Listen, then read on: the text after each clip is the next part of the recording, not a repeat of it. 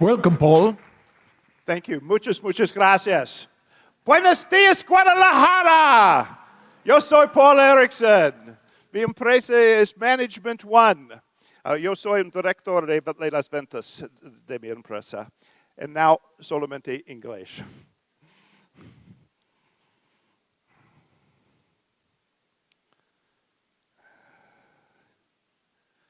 A little bit about our company. We have been in business for 33 años. We work with over 1,000 retailers throughout North America and Latin America.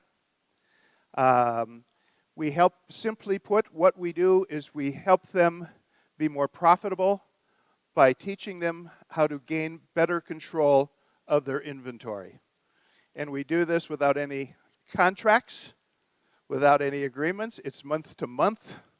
If we can't help our clients be much more profitable and improve their cash flow, they don't need us. We have two of our founders here today. We have Mr. Mark Weiss, who is the founder and president. There he is right there, ladies and gentlemen, Mark Weiss. And our other founder is in the back, Evan Weiss. We brought all the big guns to the show today. If you have any questions at all or would like the presentation that I'm about to give you, you can go online to www.m1talks.com, register your name and email address, and we will send you this presentation. You also can give us your business card, your su tarjeta, to Mark, Evan, or myself after the presentation with your email address, and we will make sure that you get the presentation as well. We also will be available to talk to anyone after the presentation. Mark is giving one at 1 p.m. this afternoon. But if you'd like to hear how we help retailers be more profitable and grow their sales, we would love to chat with you about that at some point today or tomorrow. Okay. What kind of crowd are you? What kind of people are here today? I need you to do something for me. I want everyone in this room, ahora, to clasp your hands and put your like this. Clasp your, everyone, todos. Everyone is it, todos? Okay, look down and see which one of your thumbs is on top of the other thumb. Look down. Okay, does everyone see? Okay, this is psychology. If your right thumb was on top of your left thumb, you are very analytical. You like to use data. You make decisions based on common sense and statistics. You analyze everything. You're very, very smart. If your left thumb was on top of the right thumb, who here was that? Who here is left thumb? You are the sexy ones. Okay, one of the things, I speak all over the world, and one of the things that we like to tell retailers, the beautiful part of retailing, is that you can stop clasping your hands now. The beautiful thing about retailing is, in retailing, if you make a mistake on Monday, you can correct it on Tuesday. This is very, very important to understand. You can fix problems quickly if you know what you're doing. That is, I think, unique in our business. I don't know how much of you know about what's happening at the Boeing Aircraft Company right now, but they're having a lot of problems, and their problems cannot be fixed on Monday. Problems on Monday cannot be fixed on Tuesday. So let's talk about heaven. Do we all want to go to heaven? Can you believe I'm talking about heaven at a retail seminar? So we all want, and I want to share with you this, I have seen there is a retail heaven. It's a heaven where great retailers go, and they live there today. It is where Amazon probably is. It's where Walmart is. It's where Zara is. All the great retailers are up in retail heaven. And also, a great retailer in the United States is Costco. Have any of you been in a Costco store? Costco stores are really, really interesting. They don't really do a lot online. 95% of the business Costco does is in their stores, brick and mortar. And the other thing about Costco is in the United States, the average customer is actually quite wealthy. The average customer of Costco, even though it's a discount store, makes over $100,000 a year in annual income. If you go to a Costco in the United States, you'll see Mercedes-Benz and BMWs in the parking lot. And here's one other thing about Costco that you may not know. Nothing in their store is marked up more than 15%. That is the maximum initial markup in Costco. So if you go in and buy something for $100 at Costco, they paid at least $85 for those things. Very low markup. And the reason they do that is Costco is a retailer that basically has designed their retail business to break even.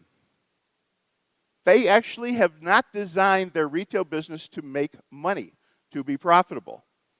And this is not my opinion. It's a publicly traded company. But Costco makes all of its net profits in the membership fees. You have to pay to go in the store. You have to be a member. Very, very unique. And by the way, the other thing about Costco that's important, Costco owns none of the inventory that's in the store. None of the inventory in Costco is theirs. Do you believe me? You'd believe anything I'd say right now, wouldn't you? No, it's not theirs. Here's why.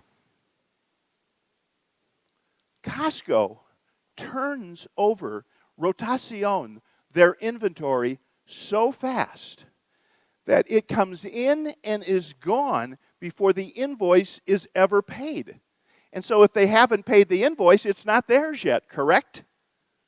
For Costco, inventory turnover is a little bit like for us, a bran muffin in the morning.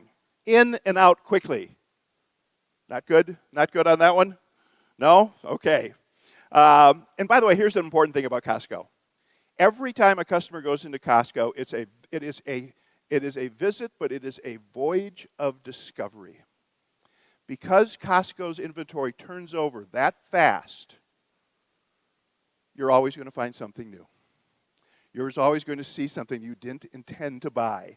I went into Costco to buy ketchup, and I walked out with a flat screen TV. That is the beauty of Costco. But it is also the beauty of retail. Because they have figured out what's important. Always showing the customer something new.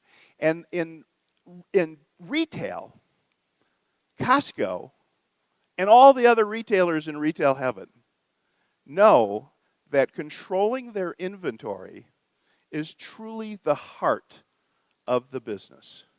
It's everything. At Management One, we can talk to retailers even in the fashion industry, believe it or not. And 50% of our clients today are fashion stores.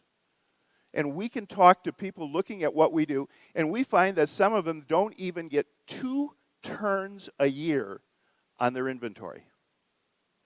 Not even 2 turns. That means that retailer is sitting with 6 months or more of unsold inventory at any given period of time over the last year. And that's too much. That is way too much. So if 6 months is too much, how do we determine how much inventory we should have in our store?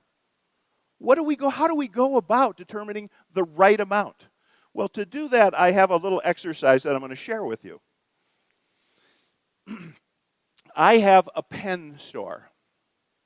All I sell are pens. And I want to know, I know that this month I'm going to sell 12 pens. For sure. I'm going to sell 12. So if I want to be in the perfect condition of inventory, knowing I'm going to sell 12, how many pens do I need to have in stock to be in the perfect position of inventory with 12 pens sold? Anyone? What? 12? 12 pens. Yes, that is correct. If you're going to sell 12 pens, all you need is 12 pens in stock. Correcto. Thank you, everybody. The seminar is now over. Oh, I forgot to tell you. I forgot to mention this one thing. This pen comes in 12 colors. And every one of my customers that's going to come into my pen store today is going to be emotionally attached to one of them. I just don't know which one. So now how many do I need? 144. Right? I need 144 pens, correct? So, and then also, I forgot to tell you one other thing about this pen. This pen comes in a longer pen and this size pen. And the longer pen comes in 12 colors, and this size pen comes in 12 colors. Now how many do I need? 288. How many am I going to sell? 12. Aha. The source of inventory problems. That is called just-in-case inventory management, not just in time. So how do we determine? What would be the right amount that we should have in inventory? How do stores determine it? Retailers, the most successful retailers all over the world, determine inventory levels based on one thing and one thing only. Time. Tiempo. How long is it going to take me to sell this inventory? In retail, time is more important than margin. Retailers that are smart, when I ask them, how much inventory do you have in your store today? Some retailers will tell me how much in pesos, how much in dollars, at retail or at cost. They may tell me how much in SKUs, how many items, how many units, how many dozens, how many case packs. But the smart retailers answer my question this way. Well, Paul, right now we try to keep about a 2-month supply. Sometimes we have less than that, sometimes we have more than that. But I'm always looking at my inventory positions based on time. And if you take anything away from this seminar today, I want you to remember that. If you want to turn your inventories 4 times a year, which is every 3 months, then don't stock more than you can sell in 3 months. Don't buy more than you can sell in 3 months. And if you make a mistake, mark down within 3 months, because that is your window. Because the power of new is everything. You see, in your store, it's not how much you have, it's how much new you have. That's what the customer is looking for. That is the secret to the success of Costco. Now, here's an interesting statistic that is as true anywhere in the world, because women are women. 90% of your sales come from inventory less than 10 weeks old. Let me say that again.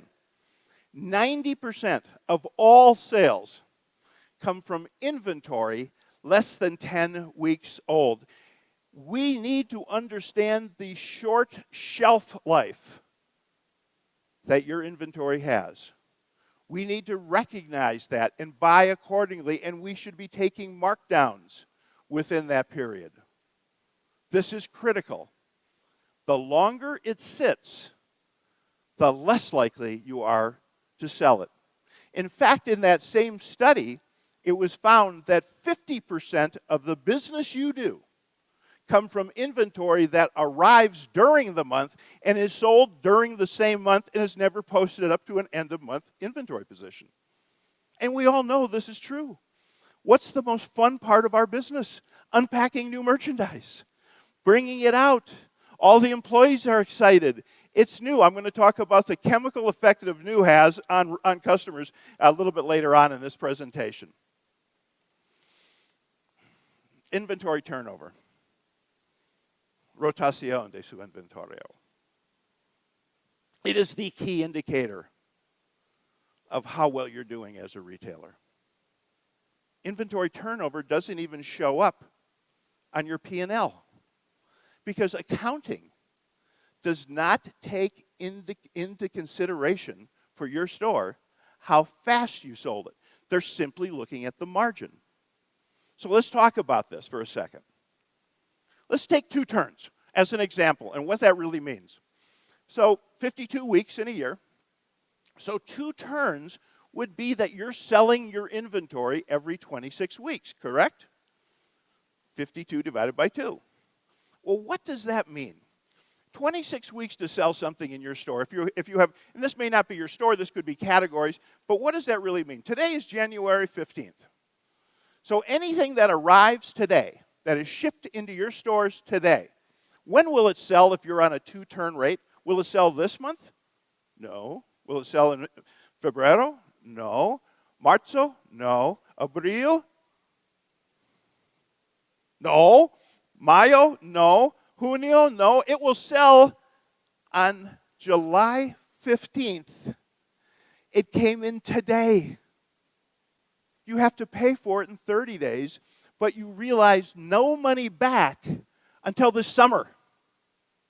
Now, here's another metric that I want everyone to write down. If you can improve the inventory turnover in your store for every week, that will improve your cash flow by 1% of your sales for the year. Let me explain. And we'll use pesos. If your sales, and we'll do $1 million in US dollars or approximately 20 million pesos a year.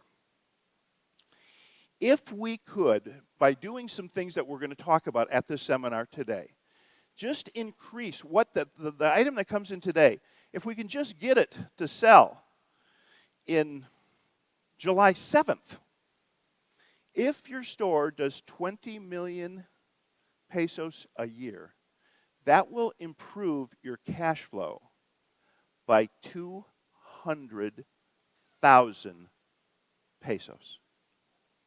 Una semana. 1 week. If we can just get that item that come in today on the average, and if we get that to sell on July 1, from when it was selling on July 15th, overall, 400 million pesos in your checking account that you haven't had to pay vendors. If we can go to 23 semanas, June 24th, from today, 600,000 pesos in your checking account. That is the cost of stocking too much merchandise. And that is where all the money is. All of your money, your capital, is in inventory. And the faster you can rotate it, you will free up cash. You will do more sales because the customer wants to see what? Nuevo, new, all the time. So you grow your business and you decrease your markdowns and you improve your cash flow by understanding this simple thing. Turnover is everything. Now, that's cash flow. You can also make money if you sell it faster. If you sell your inventory faster, you make a higher profit, a net profit. What do I mean by that? Well, we're going to do an exercise right now, and to do this exercise, I'm going to need to have a partner. Now, let me explain this. I've discovered this great business opportunity. I was in Peru in Machu Picchu, and I discovered that these were handmade botas made by the Peruvian Indians, very rare, very expensive, very hard to get, and we can import them to the United States and make a lot of money. And the reason why is I looked at this and have had people analyze this, and we can sell these botas for $1 million United States dollars. $1 million. So I'm going to need a partner because I don't have that kind of money. Who here has a lot of money? Who here looks very wealthy to me? Who here, one of the sexy ones, who here has a lot of money? I told you shouldn't sit in front. I'm Paul. Ariana, will you be my partner in this venture? Okay, wonderful. So we are going to, we have these booths. They're going to sell for $1 million. And our markup is 50%. So what would we pay for them? You didn't know there was going to be a quiz today, did you? You would have studied. Okay, well, 50% of the retail price is markup, so the other 50% is cost. So our cost is $500,000 US. So, Adriana, I'm going to need you to write a check for $500,000, and we're going to get the boots in. Okay, you all good with this? Okay, we bring the boots in. We're going to open our store the 2nd of January. Oh, by the way, Adriana, I hired an accountant, and we did a pro forma expenses. We believe that our gastos this year is going to be approximately $34,000 a month. So that's what it costs us. That's our rent. That's our payroll. We're going to need security guards, so that's the security guards. That's all of our overhead except for the $500,000 for the boots. Okay, so when are we going to sell the boots? Let's get the store open. Enero, febrero, marzo, abril, mayo, junio. No sales yet. But there's a buzz. People are coming in and looking at them and talking about them. But we haven't sold any yet. So are you paying the rent and all that? You're getting that paid? Muchas gracias. Okay, Julio, Agosto, Septiembre, Octubre, Noviembre, Diciembre. At the end of December, we sell the boots at full price. Full price. $1 million. Did we make money? Who thinks we made money? Who thinks we lost money? Who couldn't care less about this exercise right now? Okay, we made money. What was our turn, Ariana? What was our turn? What was our turn? Uno. One turn. Uno. I'm helping you. I'm trying to help you. Okay, so here's our financial statement. We sold the boots at $1 million. We paid $500,000 for them. So our gross profit was $500,000, and because our expenses were $34,000 a month, and we had to keep paying those expenses every month, at the end of the year when we finally sold the boots, those expenses added up to $408,000, which means we made $92,000 net profit before taxes. All right, high five. High five. All right, let's do it again. I need another $500,000 from you, by the way. So we're going to bring the boots in, open the store the 2nd of January. Now, I'm going to be totally honest with you. Last year, when we went through those months and we weren't selling the boots, even I was getting nervous. But I always knew that we're going to sell them in December, and, oh, they didn't sell in December. In fact, we're in year 2 now. Are you still paying everybody? Got to pay everybody. Okay. We're in year 2, and at the end of year 2, someone comes in and pays full price for the boots. Did we make money? Who here thinks we made money on that deal? Well, we sold them at full price. Who thinks we lost money? Well, let's look at the 2 years that Ariana's been paying all those expenses while the boots sat there. See, on your financial statements, this part doesn't change. You still paid $500,000 for it. We sold them for $1 million. That didn't change. What changed? Gastos. The longer merchandise stays in the store, the more you pay the rent and the payroll to stock it. After 2 years, we finally sold the boots for $1 million. And at a $500,000 profit, but because our expenses were $816,000, we lost $316,000. Now, I know none of you ever carry merchandise for more than a year. So I know this is a pointless. I know we never have a birthday party for inventory in our stores, right? Because if you do, this is what happens. Lo siento. But I need another 500,000. We're going to open the store one more time. We get the store open on the 2nd of Enero. And at the last day of January, a rich Texan comes into the store and says, well, I like those boats. Well, can you give me a discount? I know I'm supposed to call you on discounts, but I thought, bird in the hand. So I sold it to him for 20% off. Did we make money in January?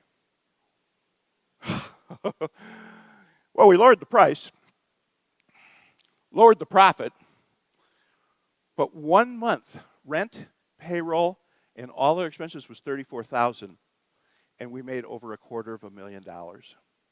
Ladies and gentlemen, I'm not suggesting you be a discounter. But what I am suggesting very strongly is you understand the concept of time. Because it'll eat away.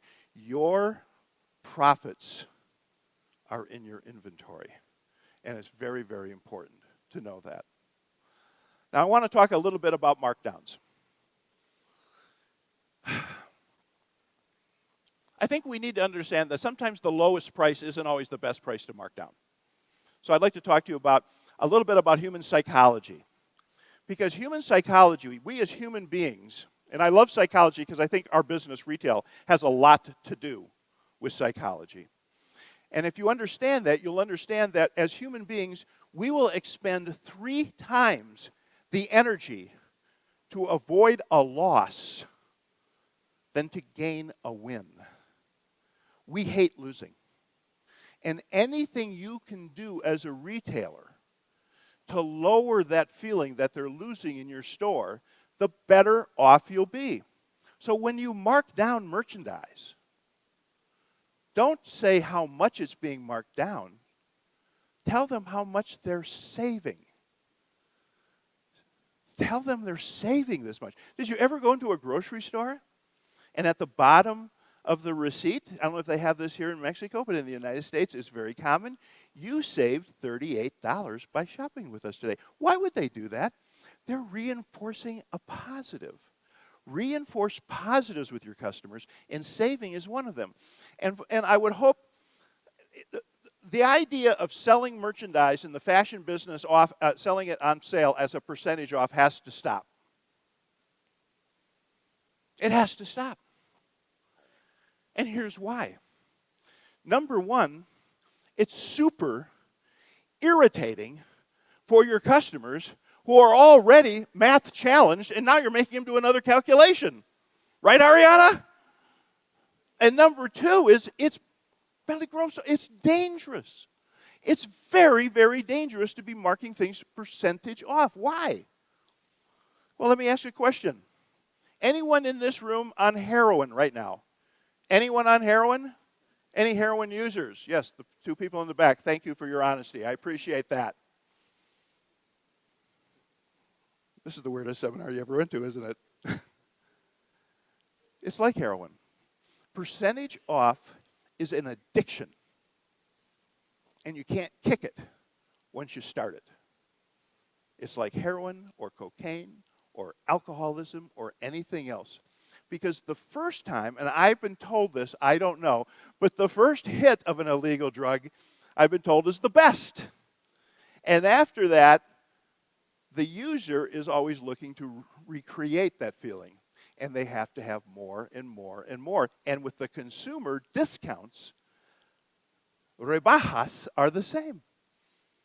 That's why a survey was done in the United States this past December when it was asked the female shopper, what percentage off would it take to entice you to go into a retail store that you normally don't shop? You know what the answer was? 40% off. That's why 20% off doesn't really work anymore in the United States, and it's coming this way. So be very, very careful with percentage off. Now, one of the things that I was saying is that the consumer will recognize the amount saved more than the amount they're spending. Because simple is the new hook. Now, studies have determined that an incentive on saving against percentage off works a lot better. The study that I read about last year was that they had one item and it was discounted on the same website, similar traffic. But on one part of the website, it was shown to be $50 off, and the other website was 15% off. Both came to the same retail price. Guess which approach sold more items? $50 off. It's a tangible number. 15% off? $50 saving. That works absolutely great. See, coupons are an interesting approach that more and more retailers are taking right now. And from a psychology, they've actually did a study on this.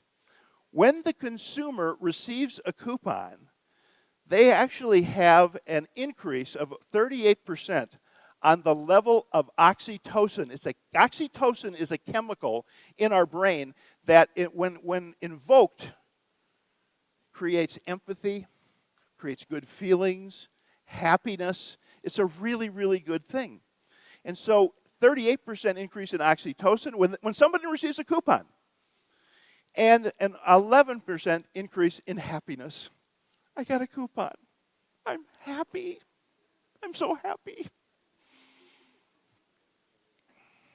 The respirations rates go down 32%. Their heart rates go down 5%. Their sweat levels go down 20%, 20 times. Who knew? Who knew that how much the consumer loves to get a coupon in the mail? It's really true. Now, a year ago in December, and they had a Black Friday in London, England, at the Apple Store. And what the Apple Store did, I thought was really smart. What they did is during December, instead of running a sale, they offered a 120-pound coupon to every customer that bought something in the store. But they could use the coupon, 120, just like cash, but they had to come back the next month. So not only did they make the sale during Black Friday, but they gave them an incentive to come back the next month to save money. It isn't quite being a discounter. It's an incentive. And it worked absolutely fantastic. One of the things that I always wondered is, why do people... All right, didn't anyone warn about cell phones? Who is he? I'm kidding. Okay, why do people stand in line when Apple comes out with a new product? I mean, that's ridiculous. I see these people, they're camping out. They come out with an iPhone that isn't that much different than the iPhone before. Why do they do that?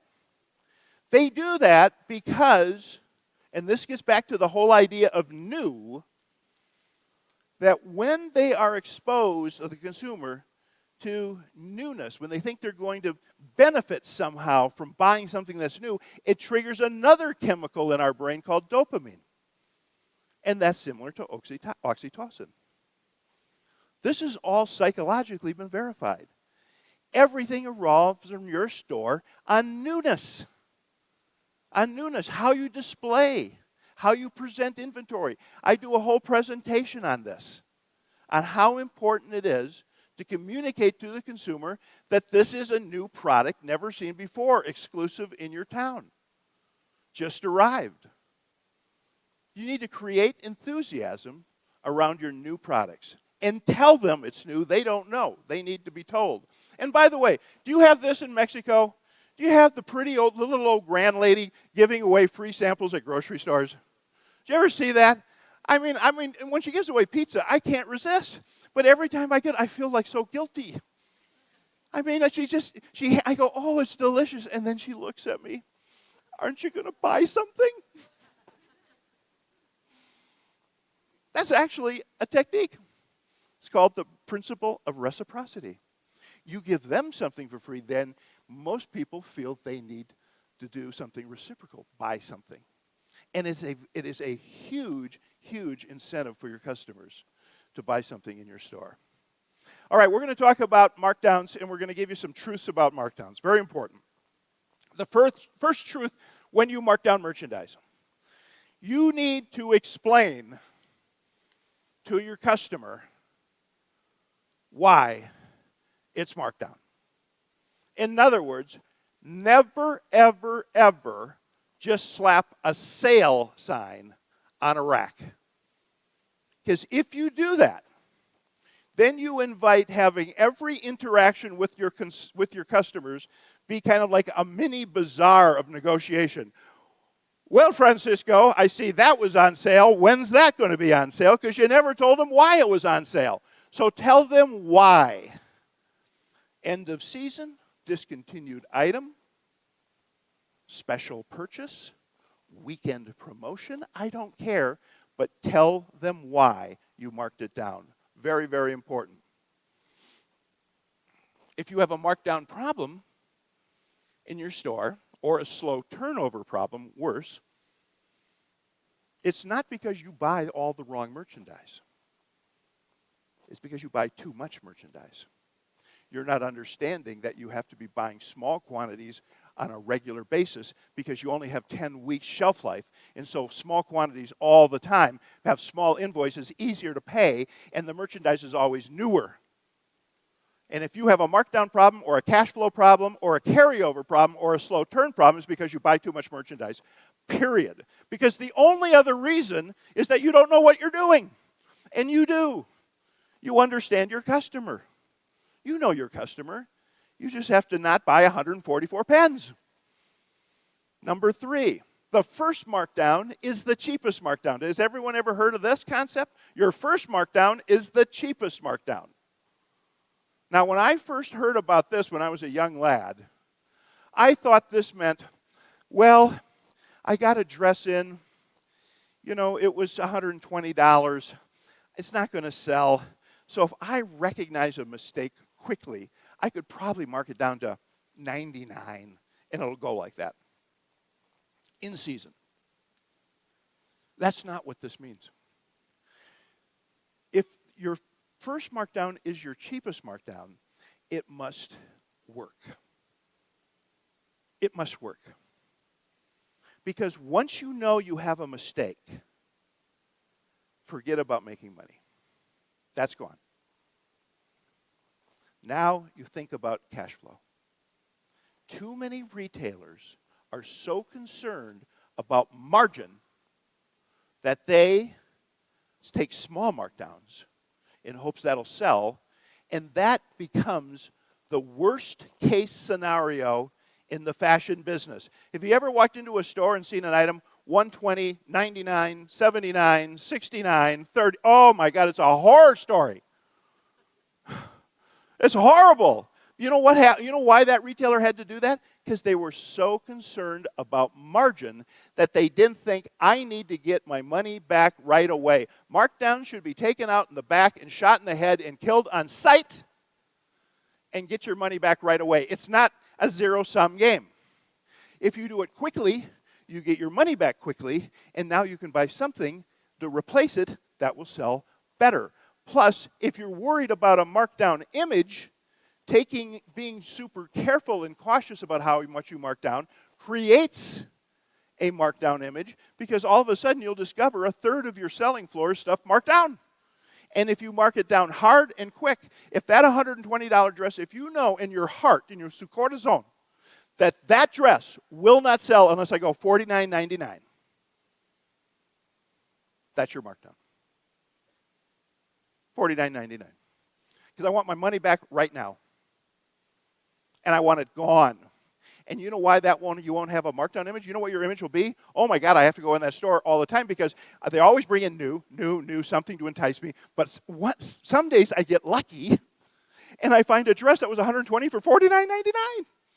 Gone. You won't have a markdown image. You have an image that people should shop you more often. You know that Zara, The average customer, I'm sorry, Mark, you're going to talk about this afternoon. The average customer in Zara shops Zara 17 times a year. The average customer of a boutique in North America shops 4 times a year. Why so many times for Zara? Because they turn their inventory every 6 weeks. They have taught their customer that you better buy it today, because if you come back next Tuesday and you think it's going to be here, it probably won't. And on top of that, they don't reorder anything. They don't recut styles. They could have a style that could be gone in a day, and they won't recut it. They might bring something in similar, but everything is teaching the customer to buy now. Mark's going to talk about the scarcity principle this afternoon, which is very, very important in our business. The truth number 4 about markdowns: learn from every markdown you take. I am not suggesting that markdowns are cheap. Markdowns are as real an expense as your payroll. So you do need to learn. Learn why it didn't sell. What can I do not to make that mistake again? We have a client in New York City that requires their buyers to write up a report if they're asking for a sizable markdown on why it didn't sell and what they're going to do in the future so they don't make that mistake again. Markdowns are a little bit like tuition. Tuition on the education of your customers. Pay your tuition. Learn from them. So we talked about this. Don't emphasize the markdown, but emphasize the savings. And this is a question I have for everybody. Can anybody here name a retail vertical, a type of retail stores, that never take markdowns, ever? Ladies? Where do you shop? This is, again, don't sit in the front. Where do you shop that you never see a markdown? And in department stores, it's always on the first floor. Come on, you're close. I can feel it. Come on. Come on. Cosmetics. She's right. Cosmetics. Cosmetics, they never mark down cosmetics. Oh, well, now they're doing. Don't bring up the bad stuff. But they are starting a little bit now. But in general, and that's because retailers are not in control of their inventory. But in general, cosmetics was always immune from markdown. What did they do? How did cosmetics entice us to buy? They gave away free samples. They gave us free stuff. And everybody likes free. We all love if something is free. Back 20 years ago in Minneapolis, my future ex-wife and I would go to the same restaurant. It was a French restaurant in Minneapolis. And we'd go there probably 6-7 times a year. And always the maitre d', who's the owner, his name was Michael, and he would greet us at the door. He would bring us over to our same table by the window. He'd be snapping his fingers, having all the waiters come over, get our table ready. And what would he do every single time? He would bring over a free bottle of our favorite wine. Free. No one else got that. Just me. Oh, did we love that restaurant. Oh, I never, ever left that restaurant without spending at least $200 US for dinner. Ever. And I thought it was the best deal. And you know why? Because I got a $10 bottle of wine for free. Free.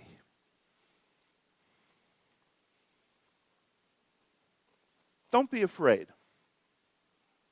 for your good customers to be generous. Your brand can be enhanced by your generosity. In fact, studies have shown that the consumer would rather get something for free than a discount. Getting something for free is actually more valuable than the equivalent discount. There was a study done where someone was selling hand lotion, and their sales went up 73% when they offered a free extra amount against an equivalent discount. 73%. People love free. Don't be afraid of this. The big stores can't do this. We can. I'm going to have another story for you. 10 years ago, I'm in Madison, Wisconsin. I'm in a shoe store, one of our clients. At the end of our meeting, the owner, Ken, said, "Hey, Paul, do you need a new pair of shoes?" I said, "Sure." So he had his number one salesperson come in. I never met this guy before. Take me out to the sales floor. This guy was good. Sold me 2 pair of brand new shoes. One was a suede shoes that were absolutely beautiful. And when he's ringing me up, he goes, "Hey, Paul, do you have the spray, to protect the suede? Because we're in the northern part of the United States and we have snow and sleet and ugh." And I go, "Well, I don't know. Okay, put it in." I go, "Oh, this guy's good. He's selling me an $8 can of spray that paid $2 for."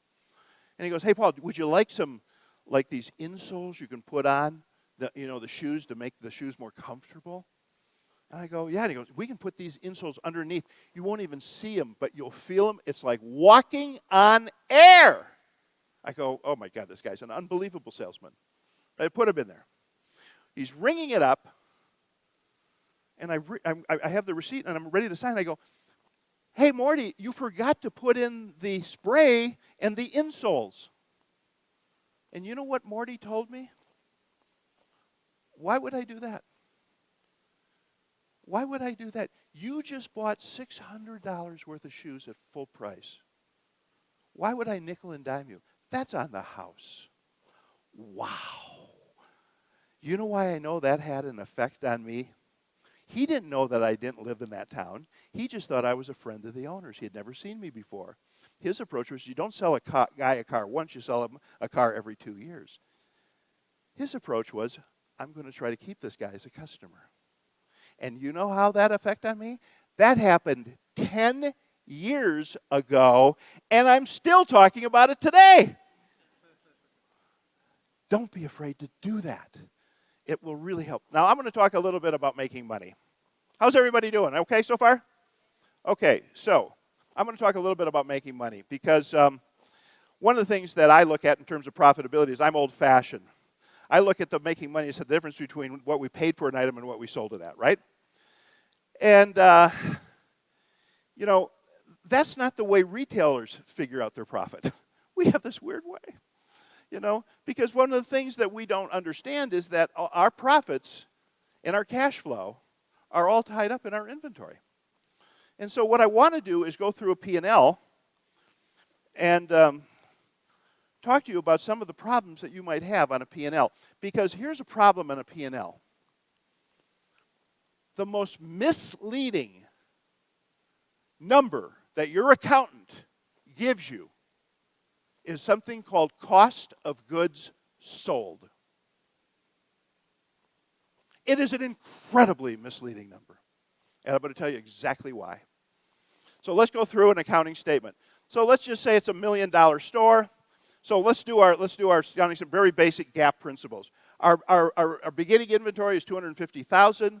We bought $700,000 at cost. Our final inventory is $350,000. So our cost of goods was $600,000.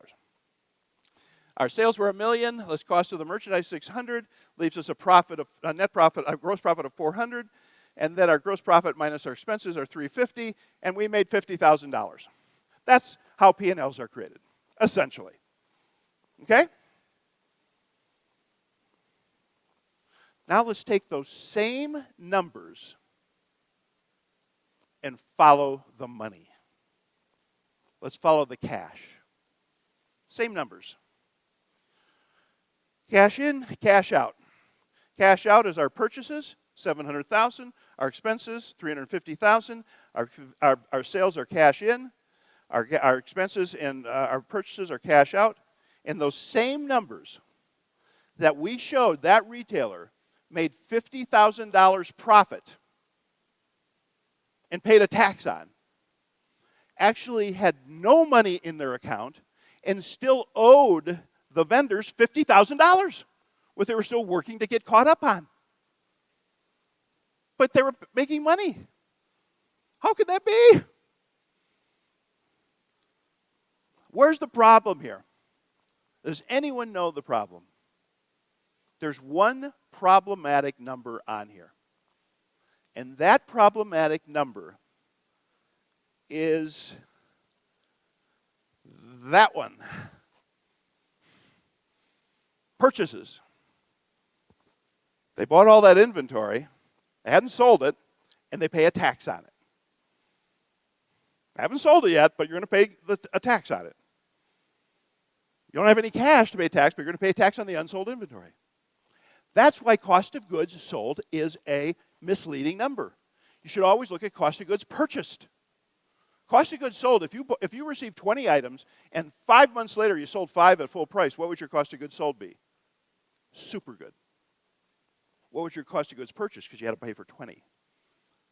Malo. Cost of goods purchased. It's where all your money is tied up. You know, there was a famous bank robber in the United States named Willie Sutton. When he was caught in the 40s, the FBI took Willie after he was convicted out on what we call a perp walk. He was handcuffed, and before they put him in the paddy wagon to take him to prison, all of the reporters were snapping his photo, and one reporter yelled out, "Hey, Willie, why do you rob banks?" You know what Willie Sutton replied? "It's where the money is." Where's all your money? There. That's what you have to fix. That's what you have to understand. What are you doing buying $700,000 worth of merchandise when you know your store does $1 million? And you know your expenses are $350,000. Why are you doing that? Because you don't have control around your purchases. Basic 101, open to buy. If our goal on maintain markup or gross profit is 45%, then how much should we be spending? $400,000 a year. Well, if we know we're going to sell $400,000, we know the cost of goods sold we want is 55%. We have an open to buy of $220,000. This is very simple. Now, it's not simple because we at Management One take it. You have a lot of different categories, and there's a lot of variances to this. But this is the type of thing, if you want to be successful in a retail store, you need to understand. Because there's an art and science to buying inventory. Too many retailers have a bad plan or have no plan at all when they come to a trade show. So they buy too much or they don't buy enough. They buy from too many vendors. They buy the same thing from different vendors. They buy just in case, not just at once.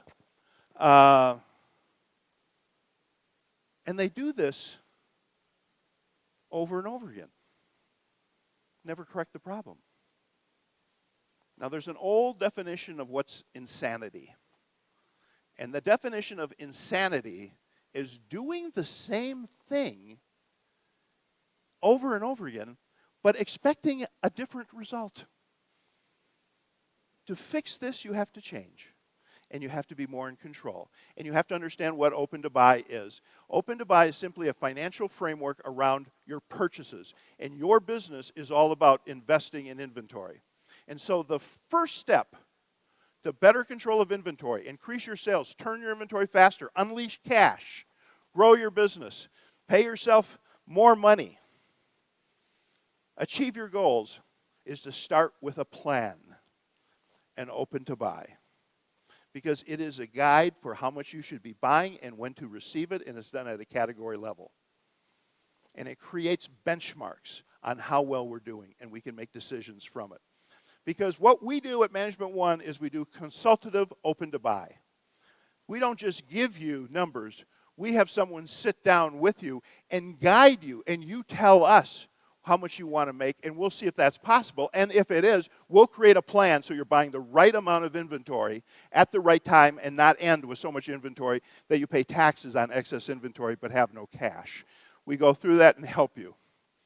We identify the risks, we identify the opportunities, and we want to create whatever your financial goals are. We sit down with you to help you create a plan to be better. Because you're already a good retailer, you just need to understand this. We create a structure around your inventory that's so very, very important. Ladies and gentlemen, my time is up. Thank you. You guys have been an awesome, awesome audience. If you want the presentation, just go to M1 Talks. We've got Evan Weiss in the back. We've got Mark Weiss, our two founders. We got the big guns in here today. And myself will be out here if you want to come up and ask questions. And we will be in the meeting room, I believe, all day today if you wanted to talk to us about how we help retailers and how we possibly could help you. You guys are amazing. We have a special offer, by the way, free. We will do an analysis of your business and show you how you might be able to improve things if you did things a little bit differently. And that's an offer for everybody in this room today. Thank you, everybody. Muchas gracias.